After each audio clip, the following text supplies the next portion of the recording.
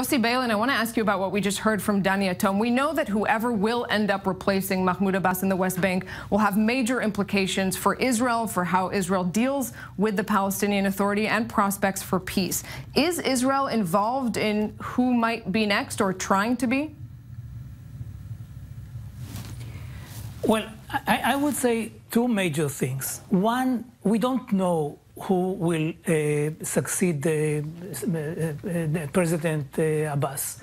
And this is why I believe that it is our role to do whatever we can in order to have an agreement with him now. I don't believe that we can have a permanent agreement today, but we can have the second phase of the roadmap of 2003. Namely, a Palestinian state in provisional borders. This is something which was agreed upon both by Israel and by the Palestinians, and I don't see a real reason why not to try this thing which became a UN Security Council resolution. The second thing is about the successor. I agree with what Dani Atom said about the fears of the leaders to nominate somebody as their number two.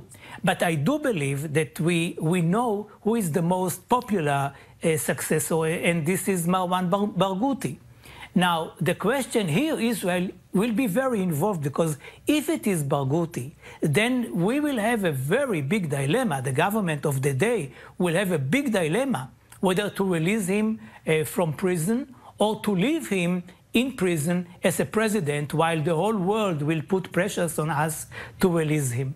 So Israel is not just a bystander in this scenario. Yossi, you said that we should sign some sort of deal, that Israel should, before Abbas is replaced. Why isn't it happening? Why hasn't it happened until now?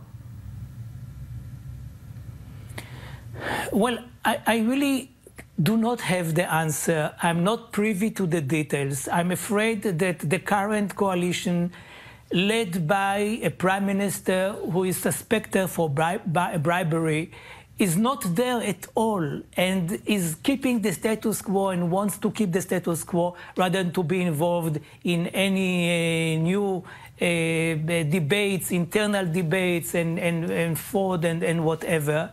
And on the Palestinian side, also you have forces who support the status quo rather than a real change. I hope that the new administration in the United States led by President Trump may shake the situation and push both sides to do something, if not a permanent agreement now, at least something which is conducive to a permanent agreement, and so far it has not happened. Yossi Beilin, thank you very much as always for being here.